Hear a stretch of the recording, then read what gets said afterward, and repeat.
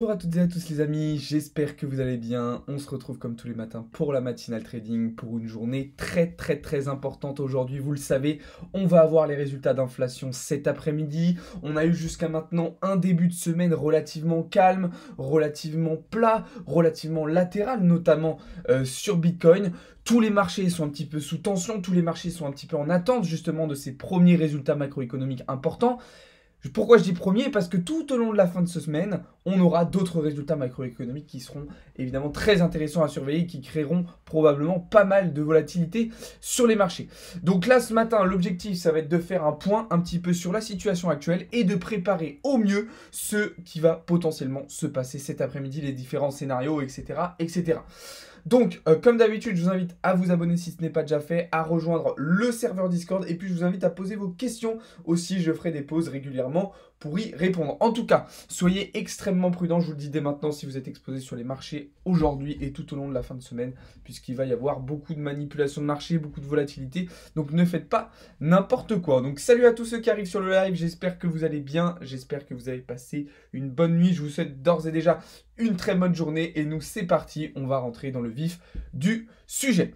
Donc comme vous le voyez, un marché crypto assez hétérogène ce matin avec Bitcoin, Ethereum légèrement dans le vert et du côté des alts, alors là c'est qui tout double. Soit on a des belles performances, soit c'est pas terrible, mais globalement le marché a été plutôt calme, plutôt latéral ces derniers jours. Du côté de l'indice Fear and Greed, comme hier, on reste dans un niveau neutre, ok, pas trop d'optimisme, pas trop de pessimiste, un niveau de confiance vraiment neutre. Un indice à 52 comme vous le voyez juste ici. Contrairement à la semaine dernière où on avait davantage de confiance avec un indice qui était passé largement au-dessus des 60. Du côté de l'indice Fear and Greed, des ratios long short, pardon, on voit que les longues sont largement dominateurs face aux shorts. Alors là, il y a deux options. Soit ces longues sont relativement forts et dans ce cas-là vont permettre au prix de rebondir, soit ces longues ne sont pas assez forts et dans ce cas-là, on va continuer à les liquider, à les liquider, à les liquider. Personnellement, ça sent plutôt le dump. J'ai envie de vous dire, ça sent plutôt le dump pour le moment. Alors, de ce point de vue-là, mais c'est vrai qu'il y a quelques petits contre-indicateurs qui commencent à apparaître, notamment lorsqu'on regarde le funding rate en daily, eh bien on observe tout simplement que ces funding rates, ils sont passés en négatif. Et c'est vrai que généralement, quand on a du funding rate qui passe en négatif, ça correspond à des bottoms de prix, en tout cas à court terme. On l'observe, par exemple, voilà, vous voyez sur le mois de mars dernier, lorsque les funding rates étaient passés en négatif, boum, derrière on avait eu un mouvement haussier, même chose pardon, au mois de novembre dernier. D'accord, on avait une réaction qui s'était mise en place par la suite lors de cette phase latérale. Donc généralement, des funding rates qui sont bas, qui passent dans le négatif, ça peut être annonciateur d'un bottom de marché, en tout cas à court terme d'un point de vue local. Mais attention, il faut prendre en compte le fait qu'il reste beaucoup de liquidités à venir nettoyer, notamment ici vers les 26 500 $, et puis évidemment tout au long de la descente jusqu'aux 22 000. Donc il va falloir rester extrêmement prudent. D'accord, on a des indicateurs, des contre-indicateurs, c'est-à-dire qu'on a certaines choses qui nous disent que potentiellement on peut être sur un bottom, d'autres qui nous disent que potentiellement on peut venir chercher plus bas, donc il faut être extrêmement prudent vis-à-vis de ça. Ok? Sachant que cet après-midi, avec les données qu'on va avoir sur l'inflation américaine, il devrait probablement avoir pas mal de mouvements du côté du DXY, l'indice devise dollar. Et on le sait, un DXY qui est fort, c'est probablement un Bitcoin qui est faible, à l'inverse, d'accord? Donc ça va être très important aussi de prendre en compte et de surveiller le comportement du DXY, à voir si on a un réel rebond technique haussier qui nous ramène vers les 106 points, ou si on fait un breakout vers le bas, et dans ce cas-là, ça pourrait être beaucoup plus intéressant pour nous, d'accord? Donc ça va être très important. Maintenant, pour Bitcoin, pas grand chose à dire. Personnellement, je continue de prendre des positions dessus à court terme, plutôt en scalp, des longues, des shorts. J'essaye de prendre des positions. Maintenant, c'est vrai que depuis le début de la semaine, on est quand même plutôt latéral. Ok, là, comme vous le voyez, depuis lundi soir, bon, il y a un léger canal haussier qui est en train de se mettre en place, peut-être une sorte de bear flag. Là aussi, c'est pour ça que ça me fait penser à de la continuation baissière, mais pas énormément de mouvements. D'accord? Donc effectivement, voilà. Si on regarde un petit peu là ce qui est en train de se passer, on peut potentiellement identifier. Alors bon, je vais pas le tracer comme ça. C'est pas ça que je voulais. C'est pas ça que je voulais. Canal parallèle, voilà. On a potentiellement une sorte de voilà de bear flag qui est en train de se mettre en place. Donc tendance baissière, léger retracement et prolongation baissière derrière. Moi, franchement, pour être honnête, voilà, je pense qu'on va avoir besoin de venir chercher les 27 000, venir chercher les 26 500, histoire de bien nettoyer toute cette zone H4, toute cette grosse poche de liquidité en fait qu'on a ici. Parce que en fait, tout ça là, tout ça, c'est une énorme poche de liquidité qu'on n'est jamais revenu, qu'on n'a jamais comblé en fait jusqu'à maintenant. On n'a jamais comblé. Donc ça serait pas du tout déconnant que le prix voilà, vienne s'appuyer là-dedans et puis peut-être après repartir vers le haut. En tout cas, ce qui est sûr, c'est que une fois qu'on viendra récupérer cette poche de liquidité, il faudra vraiment être capable de rebondir parce que dans le cas contraire, si on break out ce niveau, derrière, il y aura une correction bien plus importante qui nous ramènera probablement vers les 22 000 dollars d'ici le début de l'été. Ok? Donc voilà un petit peu ce que je pouvais dire sur Bitcoin. Maintenant, attention. Ok, imaginons que voilà, on a des résultats d'inflation qui soient très satisfaisants cet après-midi, donc une inflation qui baisserait drastiquement, bah, ça pourrait peut-être tirer Bitcoin vers le haut de manière assez impulsive. D'accord? Donc attention tout de même, d'un point de vue technique, d'un point de vue prix, d'un point de vue liquidité, on peut plutôt s'attendre à une continuation baissière, mais si on prend en compte la macroéconomie et le fondamental, pourquoi le fondamental? Parce que je vous rappelle qu'il y a des banques qui sont en grosse difficulté en ce moment, et donc ça c'est quelque chose qui potentiellement va profiter à Bitcoin. Donc comme un petit peu sur l'or et comme depuis quelques jours, voilà, il faut faire cette différenciation entre ce qu'on voit sur le technique, ce qu'on voit sur le graphe, et ce qu'on a d'un point de vue fondamental macroéconomique, qui sont en ce moment un petit peu en contradiction, et ce qui crée en fait ce sentiment un petit peu d'indécision sur le marché actuellement. Donc voilà, un peu ce que je pouvais dire sur Bitcoin. Alors je vais regarder un petit peu vos premières questions, et puis après on va pouvoir avancer sur Ether, sur les actes, et puis après on va pouvoir aller sur les marchés financiers traditionnels, les actions, les indices, les matières premières, le forex, etc. etc. En tout cas, bonjour à tous, j'espère que vous allez bien les amis. Un bear flag, c'est un pattern chartiste de continuation baissière. En gros, ça veut dire que tu es en tendance baissière, tu as un petit canal haussier qui se met en place, et après tu continues à baisser. Mise à jour de Gala peut-il le faire monter? Alors ça dépend quelle est la mise à jour. On en a parlé d'ailleurs en live hier du Gala. Je t'invite plutôt à demander à Théo dans la matinale news qui va suivre juste après mon live. Il pourra te répondre un peu plus précisément parce que j'ai pas connaissance exactement de l'intérêt de cette mise à jour. Très bon, ça les beer flags et ce sera le moment de all-in. Alors non, on fait pas d'all-in, surtout pas. Vous êtes associé maintenant? Oui.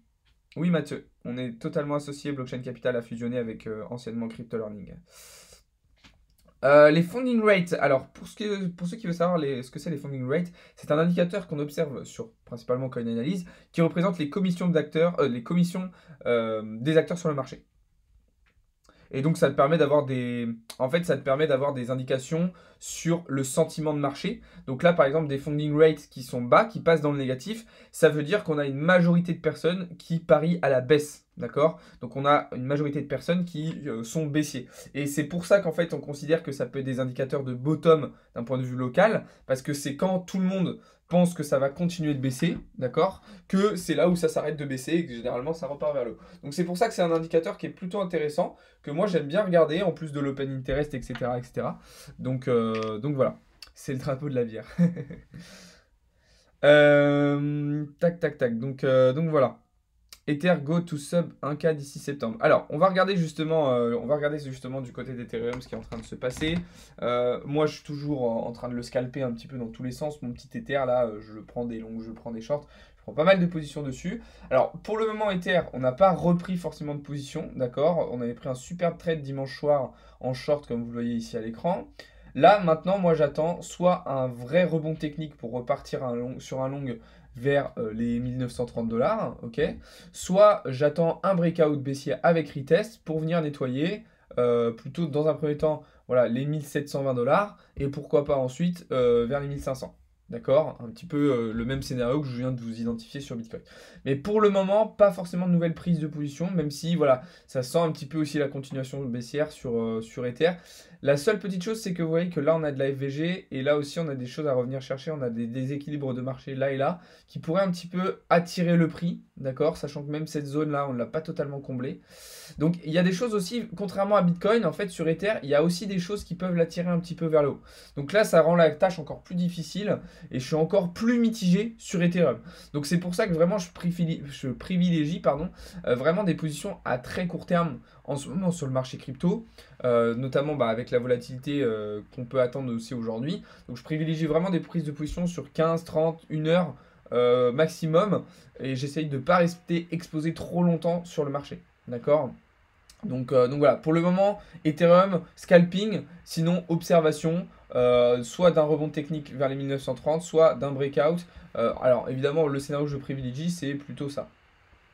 Évidemment, c'est plutôt ça pour le moment, mais pour le moment on n'a aucune confirmation, donc ça sert à rien de se précipiter, on est sûr de rien, donc ça sert à rien de se jeter sur ce genre d'occasion. Donc voilà. Ensuite, du côté des alts, il n'y a pas forcément là aussi de nouvelles prises de position, hein. De toute façon, on avait clôturé des belles positions dès lundi. Je pense notamment à ce superbe short sur le XRP que vous avez ici. On a toujours ce magnifique short sur le DYDX. On avait pris aussi, je m'en suis rendu compte ce matin, un superbe short sur le STX. Alors je crois qu'on l'avait pris lundi soir avec Paul, ce trade. Pour ceux qui étaient présents dans le live de lundi soir avec Paul, on avait pris ce superbe trade. Alors là maintenant, pourquoi le STX je le surveille? Parce que je pense que potentiellement, on va peut-être arriver sur une zone intéressante en daily. D'accord? Alors là, je sais, oui, ok, on passe de H4 à daily. Mais vous voyez, je pense que là, on va arriver sur un niveau qui va être plutôt intéressant, un niveau de support plutôt intéressant. Donc vous voyez, peut-être une petite idée de trade un peu comme ça. Genre avec des TP, on va dire au moins dans un premier temps là, et des SL sous ces mèches là. Et puis après, vous pouvez aller chercher bien plus haut. Alors c'est une idée, ça paraît un petit peu ambitieux, ça paraît un petit peu présomptueux au vu de la situation actuelle du marché. Mais techniquement, le STX, il me plaît plutôt bien. Il me plaît plutôt bien. Alors attention ici parce que il reste de la FVG, d'accord? C'est le seul petit truc qui pourrait m'alarmer un petit peu.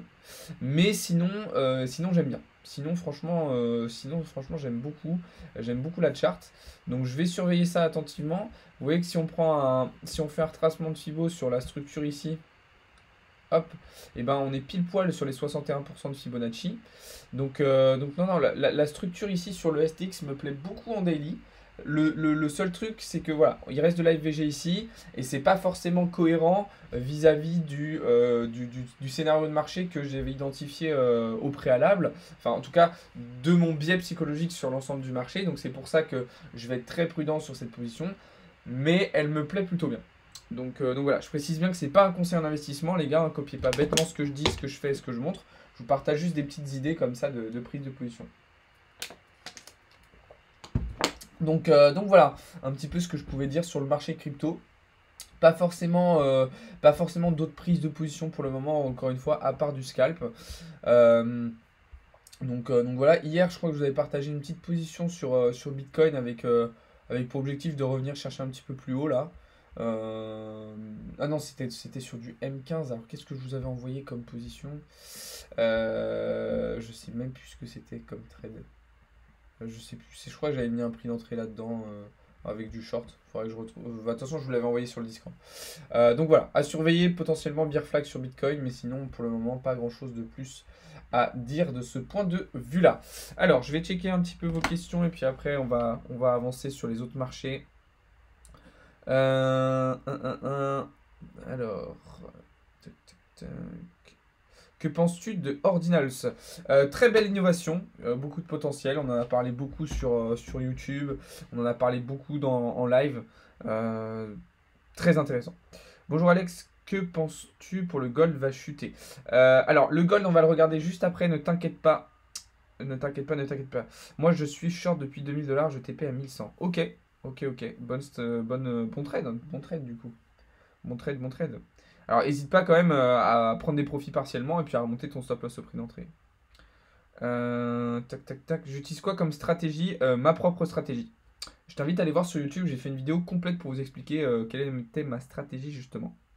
Quel broker j'utilise? Alors pour les cryptos, j'utilise la plateforme BitGet et pour le reste, je suis en PropFirm, donc avec mon PropFirm et l'application MetaTrader. Mais sinon, avant, j'utilisais le broker IronFX et j'en étais tout à fait satisfait. Donc voilà. Le trade au feeling sans stop loss, giga chat. Alors ouais, faites attention hein, si vous tradez sans stop loss, les gars, ça peut être très très très très risqué. Vraiment, je vous recommande de placer des stop loss, surtout si vous débutez, surtout si vous commencez. Faites très très attention à ça. D'accord? C'est super important. C'est super super important. Ok, ok. Donc, comme je vous le disais, donc là, on va pouvoir avancer un petit peu. On va checker du côté des indices boursiers, puisque je vous rappelle qu'on est rentré en position sur le Nasdaq. Donc, pour le moment, une position qui se passe bien. D'accord? Pas grand-chose à dire de plus pour le moment. Ok, voilà, on est dans le trade, ça se passe bien. On a fait une belle impulsion. On a validé un joli pullback. Donc là, pour le moment, on va juste, en fait, patienter, tout simplement, qu'on vienne chercher notre première zone de profit à 13 750 points. À ce moment-là, on prendra 50% de notre position et on remontera notre stop loss au prix d'entrée. Donc là, il n'y a plus qu'à attendre de ce côté-là. Du côté du S&P 500, bah, là, on est toujours en attente de venir toucher, enfin de venir breakout cette résistance intermédiaire ou d'un nouveau rejet pour entrer en short à nouveau. D'accord. Là, ce qui me paraît intéressant, c'est qu'on a peut-être, je dis bien peut-être, regardez, une sorte de double bottom qui s'est mis en place sur le S&P 500, comme vous voyez. Alors attention, parce que comme vous le disiez, un double bottom, en fait, vous créez un equal low, du coup, avec une poche de liquidité. Donc souvent, ce qui va se passer, c'est ça. En fait, un double bottom, c'est jamais parfait. Alors ça dépend des situations. Mais quand vous créez un double bottom, en fait, vous créez un equal low. Il y a une poche de liquidité du coup qui se met en place. Et donc en fait, même si vous validez le double bottom, bah, il y a généralement un moment où ça va faire quelque chose comme ça pour venir reprendre la liquidité. D'accord? Ça, c'est très très important. Donc voilà, sinon, qu'est-ce qu'on attendait d'autre? Bah, sur le CAC, on est toujours en short. Ok, donc là c'est pareil, une position qui se passe plutôt bien sur le CAC 40, donc c'est plutôt cool. Et sinon voilà, hein, du côté des indices, pas grand chose à dire de plus. Alors du côté du marché Forex, moi hier soir je suis rentré en short sur le NZ, sur le dollar américain face au yen japonais. Position assez compliquée, hein. Pour le moment, je suis totalement dans le rouge. Je suis totalement dans le rouge. Donc là, on est en train de venir récupérer, vous voyez, cette FVG. C'est vraiment le dernier, la dernière chose. Si même après avoir récupéré cette FVG, on continue de monter, alors je sortirai de ma position, ça sera plus valable. Mais là, j'espère encore un retournement qui me permettrait de venir chercher plus bas. D'accord? Donc à voir. Hop, voilà. De toute façon, c'est une position qu'on vous avait envoyée hier dans le Discord, hein, pour ceux qui veulent. Donc voilà. Mais c'est vrai qu'on s'attendait en fait à ce qu'il y ait un rejet technique sur cette zone aussi, et ça n'a pas forcément eu lieu. Donc voilà. Et enfin, donc pour terminer et pour répondre à ceux qui voulaient une analyse sur le gold. Donc vous voyez cette semaine, pas forcément beaucoup de positions, hein, pour le moment. Sur le gold, bah, c'est un petit peu comme Bitcoin. À la fois, on a énormément de liquidités à revenir chercher ici. On a cette grosse poche de liquidité ici. Mais d'un point de vue macroéconomique et fondamental, bah, l'or, il est plutôt attiré vers le haut parce qu'on a des flux de capitaux entrants sur l'or. Donc, c'est un petit peu compliqué. Donc, moi, je vous recommande d'être extrêmement prudent sur l'or. Personnellement, je privilégie des prises de position vraiment à court terme sur le gold. Et je prends pas forcément trop de positions là plus grosses parce que oui, mon biais est plutôt baissier si on regarde la chart. Techniquement, vis-à-vis du prix de la liquidité, je suis plutôt baissier. Mais le problème, c'est que voilà, il y a la fondamentale et la macro qui attirent le prix vers le haut. Et on pourrait en fait, ce que je vous disais hier, hein, mais si vous regardez la chart daily du gold, on n'est plus très loin de partir sur un nouvel ATH, et donc potentiellement sur un nouveau bull run. Donc il va falloir être très très prudent vis-à-vis de ça. Il va falloir être très très prudent vis-à-vis de ça, les gars. Après, ça serait pas une mauvaise chose, hein, au contraire, hein, ça serait bien. Mais là, bon, vraiment, il va peut-être falloir éviter de short maintenant le gold, quoi. Donc soyez prudents, soyez très très prudents, les gars. C'est important. Je suis rentré sur USD CHF en cherchant les 0,89. Alors attends, je vais regarder USD CHF. T'es rentré en visant. Alors attends, je vais supprimer mes dessins.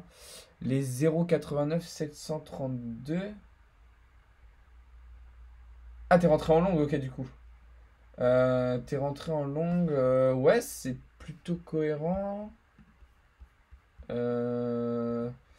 0,89 732, donc t'es parti chercher là-haut. Ouais, pourquoi pas. Pourquoi pas. Alors, à voir quand est-ce que t'es rentré. Là, c'est vrai que si on devait rentrer maintenant, ce serait un petit peu compliqué d'avoir un bon RR. Euh, Après, attention, parce que tu vois que là, il reste des choses à revenir chercher là. Moi, je serais prudent vis-à-vis de cette zone ici, qui n'a pas été comblée, qui va peut-être attirer un petit peu le prix. Tu vois que là, ouais, attention. Attention quand même, parce que là, on a de l'order block en plus en dessous. On a FVG order block juste ici. Euh, En fait, moi, j'aurais peut-être plus vu quelque chose comme ça. Tu vois. Bon, je l'ai dessiné rapide, mais j'aurais peut-être vu plus quelque chose comme ça sur USD CHF. Tu vois, avec une prise de position là. Un SL que tu mets sous tes plus bas ici. Et derrière, effectivement, tu vas chercher ton order block qui est là-haut. Et là, tu as un meilleur RR 3,49. Là, ça me paraît peut-être un petit peu plus cohérent, cette position. Comment tu fais pour trouver quelle crypto trader? Bah en fait je me fais des petites listes hein, le dimanche soir. Je me fais une petite liste de crypto à surveiller. Donc je check une bonne série de cryptos. Et puis celles qui ont des setups plutôt intéressants, je les mets en tête de liste. Et comme ça je les garde à l'œil. Et puis voilà. Après vous voyez j'ai une liste d'une quinzaine, d'une vingtaine de cryptos. Ça sert à rien d'en avoir 50 sous les yeux. Même chose pour les indices. Vous voyez que j'en ai pas 15 000. Faut pas se noyer en fait dans trop d'informations parce que sinon vous allez être perdu, vous allez pas savoir quoi analyser, vous allez vous mélanger et tout. Donc voilà. Donc voilà. Il a dit quoi sur l'or?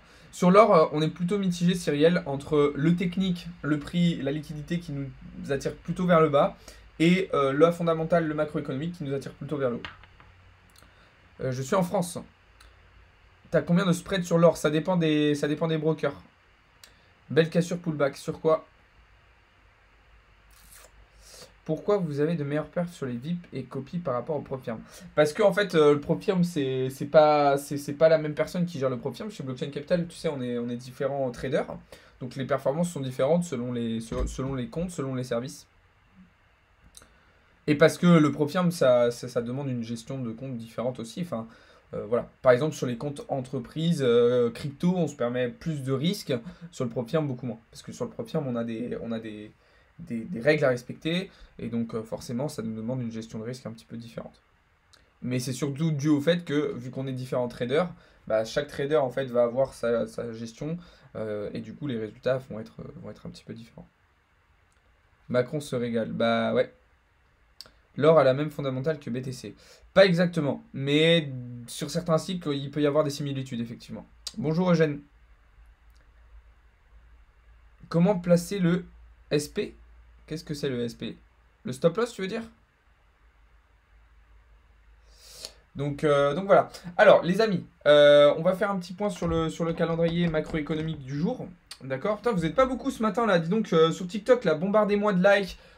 Partagez, likez, commentez, abonnez-vous là sur TikTok là. On n'est pas beaucoup ce matin, c'est pas normal. On n'est que 30 alors que c'est une journée super importante. Même chose sur Twitch là, on n'est pas assez là. Partagez, abonnez-vous et tout les gars là. C'est quoi ce bazar? Comment ça se fait? Il est 9 h du matin, matinal trading, on est sur la journée la plus importante de la semaine et on n'est pas assez. C'est pas normal ça les gars. Bombardez-moi de likes sur TikTok, bombardez-moi les partages et sur Twitch pareil, abonnez-vous, partagez, allez les gars. C'est pas normal, comment ça se fait qu'on est si peu là ce matin? Bombardez-moi les likes là sur TikTok, tapotez sur votre écran, partagez, abonnez-vous. Même chose sur Twitch les gars.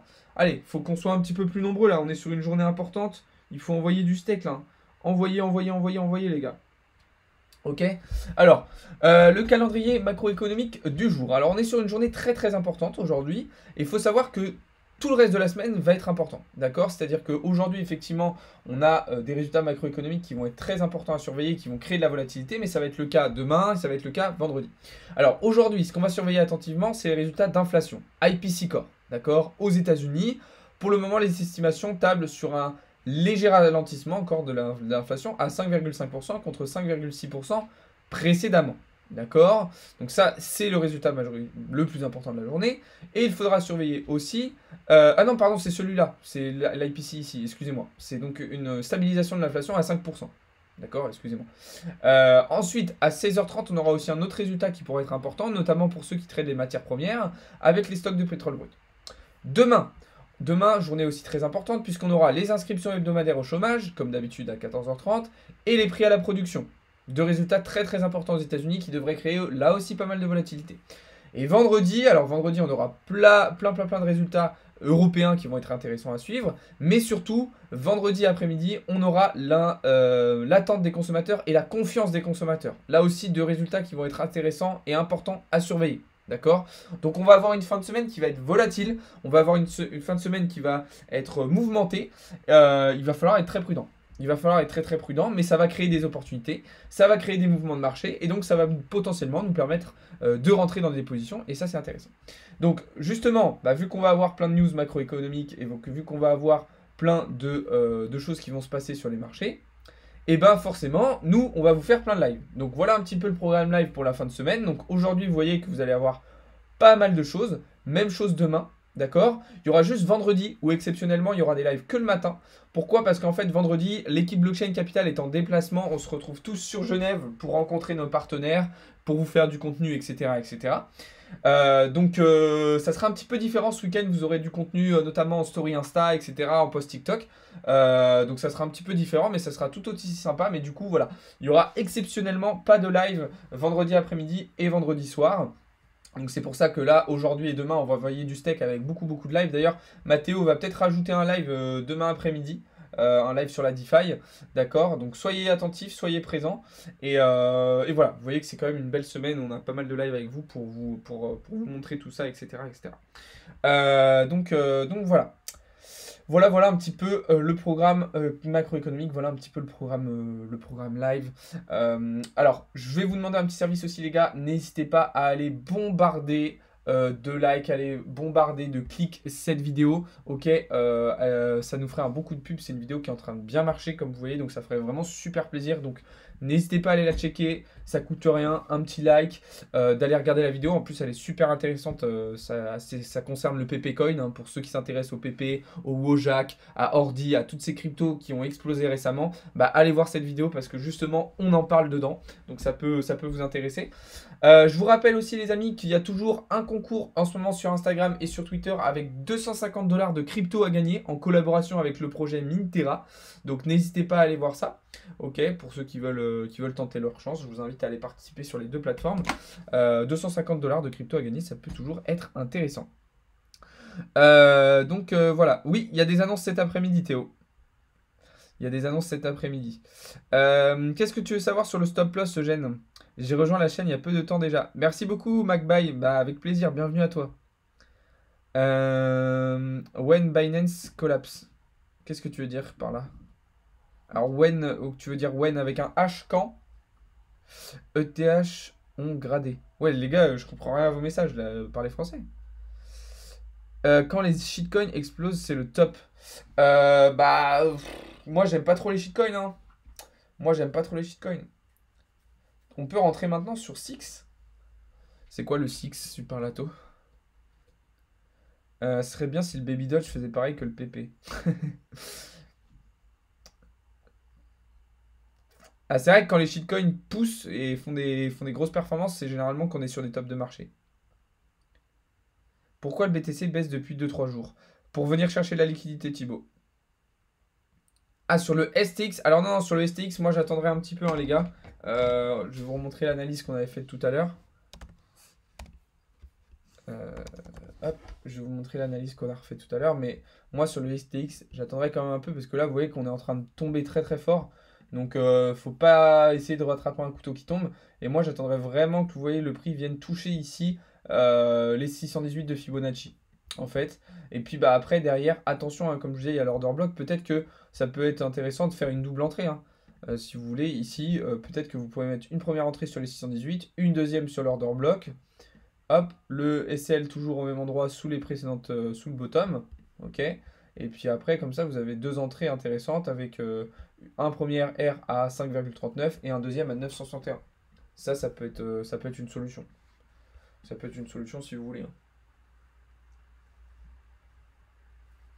Donc attention, attendez, on est en train de plonger fort, mais moi ça me paraît intéressant. Vraiment la config sur le STX, elle me plaît beaucoup là.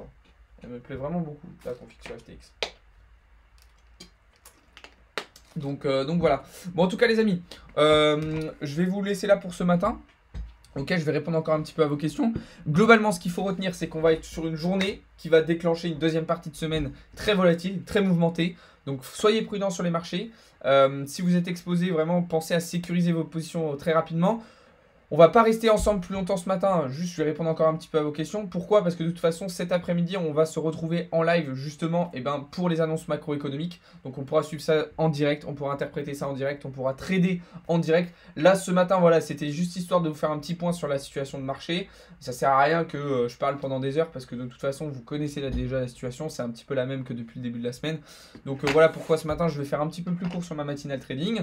On va se retrouver de toute façon juste après dans le serveur Discord et puis sur les différents réseaux tout au long de la matinée. Et puis à 14 h, on se retrouvera en live justement pour suivre les résultats macroéconomiques du jour. Vous utilisez quelle plateforme? Pour les cryptos, BitGet, pour trading, crypto, BitGet, Paul. Fais-tu du contrat perp? Oui, oui Vince. Je veux commencer le trading. Et ben je t'invite à rejoindre le serveur Discord, Eugène. Je t'invite à rejoindre le serveur Discord. Donc voilà les amis, les petites infos que j'avais à vous partager ce matin. Donc un petit live chill, voilà, pas forcément beaucoup de nouvelles choses à dire. Je vais vous souhaiter à toutes et à tous une très bonne journée. Ok, on se retrouve vraiment juste après dans le serveur Discord, donc n'hésitez pas à le rejoindre. Et puis pour ceux qui n'ont pas pu voir le live en intégralité, je vais vous mettre la rediffusion juste après sur la chaîne YouTube comme d'habitude. Donc voilà, pour avoir les alertes trading, il faut avoir le VIP. Oui, exactement, Super Lato. Exactement. D'ailleurs, depuis... Ah oui, c'est ça que je voulais vous rappeler aussi. Depuis hier soir, on accepte désormais les paiements en crypto pour ceux qui veulent rejoindre certains services. Donc le VIP, l'accompagnement personnalisé, le mentorat PropFirm ou même acheter notre algorithme d'analyse technique. Tous ces services-là, vous pouvez désormais les payer en crypto. Jusqu'à maintenant, ce n'était pas possible. Donc voilà. Serveur Discord est invalide. Alors non Paul, si jamais ça marche pas, essaye de passer par un autre navigateur. C'est vrai que des fois directement via TikTok ça marche pas. Essaye de passer via un autre navigateur. Pensez bien quand vous arrivez dans le Discord à accepter le CAPTCHA, à accepter les règlements et à vous vérifier pour que vous puissiez rentrer dans le Discord parce qu'il y a pas mal d'étapes de vérification à voir. Donc voilà, je rappelle aussi qu'il y a toujours le concours Mintera avec 250 $ de crypto à gagner. Je rappelle que nos services sont toujours disponibles, accompagnement personnalisé, mentorat PropFirm, et on a toujours aussi nos services avec nos partenaires comme Harmonia Capital, je vous le rappelle, qui propose des services d'investissement sur la crypto et le forex avec des taux de rentabilité très intéressants et des niveaux de risque relativement limité. Donc encore une fois, si ça vous intéresse, je vous invite à rejoindre le serveur Discord. Vous avez des parties dédiées, des salons dédiés à ces sujets-là pour vous expliquer un petit peu les services qu'on vous propose, soit directement nous, soit les services qu'on propose via nos partenaires. Donc voilà. Bah écoutez les amis, je vais vous souhaiter à toutes et à tous une très bonne journée. Comme je vous le disais, on se retrouve juste après dans le serveur Discord et tout au long de la journée. Et puis au plus tard, on se retrouve tout à l'heure à 14 h pour suivre les résultats macroéconomiques en live. Le lien Discord dans TikTok fonctionne pas. Bah, c'est pour ça que je vous dis, essayez de l'ouvrir via un autre navigateur. Essayez de copier le lien et de l'ouvrir par exemple dans Safari, dans Google Chrome. Mais je trouve ça bizarre, hein. Normalement ça devrait marcher parce qu'on a fait les tests nous de notre côté. Normalement les liens marchent, hein. Il n'y a pas de raison que ça ne marche pas. Alors évidemment, il faut avoir un compte Discord aussi, hein. Si vous n'avez pas de compte Discord, c'est sûr que vous n'allez pas pouvoir rentrer directement dans le serveur. Voilà. Bah écoutez les amis, je vous laisse ça pour ce matin. Théo va prendre le relais en live d'ici une vingtaine de minutes, d'accord, pour sa matinale news. Donc je vous laisse rejoindre Théo juste après. Et moi je vous dis à plus tard. Ciao tout le monde, c'était Alex pour Blockchain.